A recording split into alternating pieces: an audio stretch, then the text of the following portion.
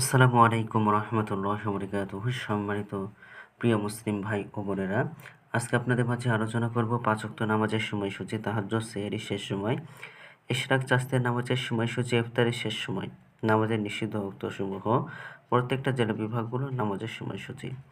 তো আজকে বুধবার ২৯ অক্টোবর ২০২৫ ইংরেজি, ১৩ই কার্তিক ১৪৩২ বাংলা, ৬ জুমাদিউল উলা ১৪৪৭ হিজরি।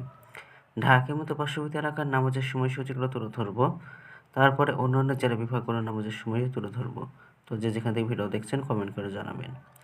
আজকে ঢাকার মতো পার্শ্ববর্তী এলাকার ফজরের নামাজের রক্ত শুরু হবে ৪টা ৪৮ ফজরের নামাজের রক্ত শেষ হবে ৬টা ১ জোহরের নামাজের রক্ত শুরু হবে ১১টা ৪৫ জোহরের নামাজের রক্ত শেষ হবে ৩টা ৪৪ আসরের নামাজের রক্ত শুরু হবে ৩টা ৪৫ শেষ হবে ৫টা ৪ মাগরিবের নামাজের রক্ত শুরু হবে ৫টা ২৫ শেষ হবে ৬টা ৩৮ এশার নামাজের রক্ত শুরু হবে ৬টা ৩৯ এশার নামাজের রক্ত শেষ হবে ৪টা ৪২ আজকে ঢাকার মতো পার্শ্ববর্তী এলাকার সেহরির শেষ সময় হলো ৪টা ৪২, ইফতারের সময় সন্ধ্যা ৫টা ২৫।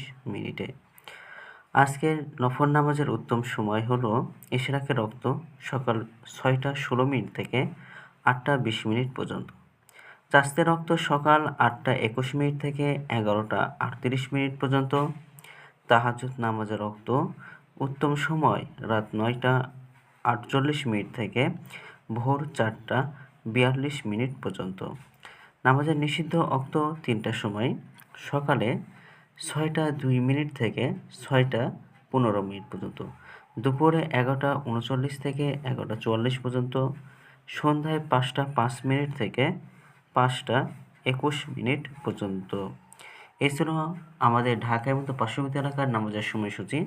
এখন আলোচনা করব বিভাগীয় শহরের জন্য উল্লিখিত সময়ের সঙ্গে যেসব বিভাগের সময় আপনারা যোগ বিয়োগ করবেন তা হলো এই: বিয়োগ করবেন চট্টগ্রামে ৫ সিলেটে ৬ কম করবেন।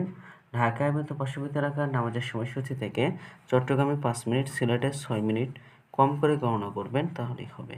যোগ করবেন খুলনাতে ৩, রাজশাহীতে ৭, রংপুরে ৮, বরিশালে ১ বেশি করবেন। ঢাকার মধ্যে পার্শ্ববর্তী এলাকার নামাজের সময়সূচি থেকে খুলনাতে ৩, রাজশাহীতে ৭, রংপুরে ৮, বরিশালে ১ বেশি করবেন। তো আজকের ভিডিওটি এই পর্যন্তই ছিল, আর এই উত্তর করে নিয়েছি ইসলামিক ফাউন্ডেশন থেকে। ভিডিওটি ভালো লাগলে অবশ্যই চ্যানেলটি সাবস্ক্রাইব করে পাশে থাকবেন। ধন্যবাদ সকলকে। আসসালামু আলাইকুম রহমতুল্লাহ।